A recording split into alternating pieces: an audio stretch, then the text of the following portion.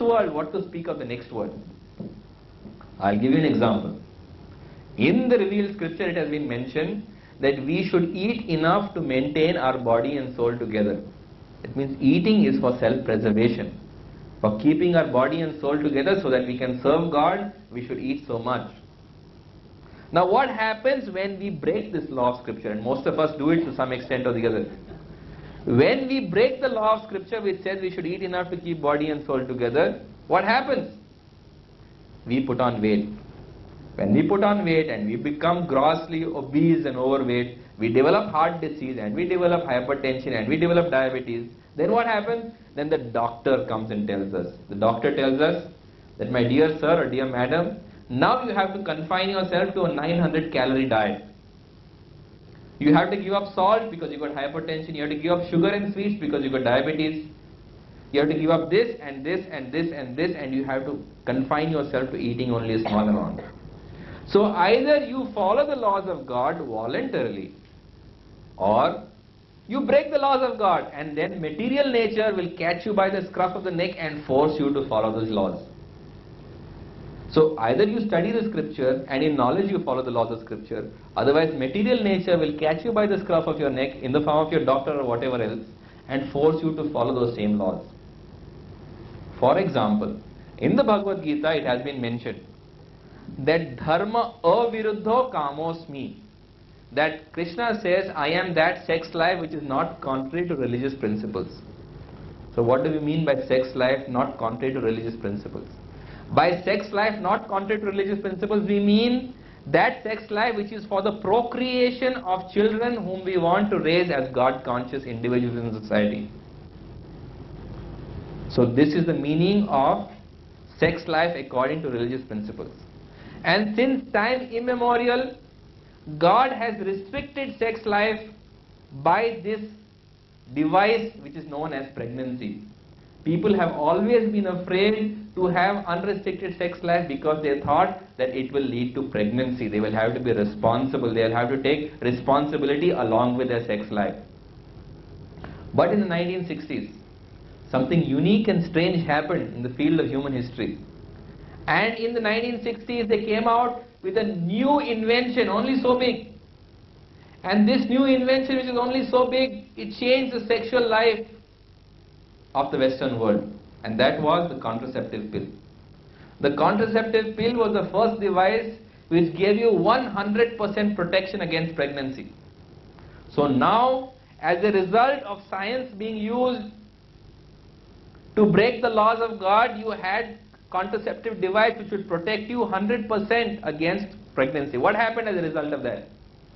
Actually, it was like thumbing your nose at God or sticking your tongue out at God. You think you're very smart? You're trying to restrict my sex life? Now see, I am so smart, I am so intelligent. Now I have developed a device by which I can have sex life unrestrictedly. So what happened as a result of that? As a result of that, the sexual revolution overtook the Western world. And when you had a sexual revolution that overtook the Western world, a lot of things happened at the same time. First of all, quite understandably, there was an increase in venereal disease, or there was an increase in sexually transmitted disease. But of course, people thought that, so what? We will have better and better antibiotics. Actually, in the olden days, if you got syphilis, the treatment was by taking mercurial salts lifelong. If you got syphilis, there was no instant cure. You had to take mercurial salts lifelong. Therefore, they used to say, one moment with Venus and a lifetime with Mercury. But as the scientists came forward, they came up with penicillin. They came up with better and better antibiotics. They thought they will be able to control venereal disease. I remember my friend in medical college, he wanted to go to America, so he wanted to give his ECSMG examination. And it was only possible for him to give it outside the country, so he decided to go to Singapore. So when I saw his ticket, I saw that his ticket had a 3-night stopover at Bangkok. So I said, just a minute, are you going to give an exam, or are you going for rest and recreation to the rest and recreation center of the world? Please don't stop over at Bangkok, kindly go directly to Singapore, give your exam and come back. So he said, don't give me lectures on morality. I believe in testing everything out myself. If I don't try out everything, how will I know what to avoid in future? He wanted to try everything out himself. In fact, it has been said that an intelligent man, he learns by hearing. A less intelligent man, he learns by seeing. The fool, he wants to experiment himself. So he came back from his ECFMG exam. And when he came back, he came running to me and he said that, look, I'm in serious trouble. I said, what's the serious trouble? He said, I have pus discharging from my urethra. So I took him to the hospital and we had a prosthetic massage done, and the pus that came out from his urethra, we cultured it. And when we got this culture examination done for sensitivity to antibiotics, we found that this organism was resistant to all antibiotics. There was no antibiotic which could act on this organism. So what happens? Every time scientists think that we'll get a better antibiotic, God, He plays the dice one more roll, and He gives a more complex organism which is even more difficult or resistant to those antibiotics. But even then, man doesn't give up. He struggles again to break the rules of God. And he came up with newer and newer antibiotics. Then what did God do? Now He sent the viral diseases. The next roll of the dice was the viral diseases. He sent herpes genitalis. So this herpes disease being caused by a virus, it does not come under control with any antibiotic. There's nothing you can do. It's a lifelong painful condition. And I remember a patient who had come to me with this disease. He was a shippy. And they say that a sailor has a wife at every port.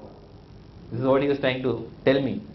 He said, well, they say a sailor has a wife at every port. That's how I got the disease from one of my wives. So I tried to explain to him. I said, why are you going to take such risks? Why do you take such risks with your life? You've landed up with a condition which is going to give you pain lifelong. So he started giving me a lecture on philosophy. He said, Doc, a little pleasure, a little pain, that's what life is all about. You should understand, So I've had a little pleasure, now I'll have a little pain. That's what my life is all about. So man is not discouraged. Even if you give him conditions which give him lifelong pain, he's not discouraged. He tries to philosophize about it. So God actually is very kind. When you break the laws of God, He tries to warn you in a gentle manner. When you don't respond to His gentle nudge, He tries to be a little more firm with you. When you neglect His firmness, then He has to be harsh with you. So then God, He rolled the last roll of the dice. And what came up this time? You got the AIDS virus. In New York, I remember reading a news report about the Manhattan office Christmas parties in New York. It seems that in Manhattan they have an office Christmas party, which is usually held about 3 days before the regular Christmas parties. And in this office Christmas party in Manhattan, everybody uses it to diffuse all the sexual tensions that have been building up through the whole year. That means they use it to have sexual orgies in that office Christmas party. Everybody has sex with everyone and everything and everywhere. Under the table, in the closets, behind the doors, on top of the doors, wherever. In fact, it has been said that the office Christmas party in Manhattan is the greatest thing since Sodom and Gomorrah, which were the original cities of sin. But that year, when AIDS hit New York, there were 14,000 people in the island of Manhattan alone. Just in Manhattan alone, there were 14,000 people walking around with the ability to give you AIDS. So as the New York Times reported, this year's office Christmas parties at Manhattan, everybody in the office Christmas parties at Manhattan sat down with their legs crossed. Nobody wanted to take the risk. So what happens? You try to break the laws of God, but when you try to break the laws of God, what happens? In the end, you are forced to follow the laws of God.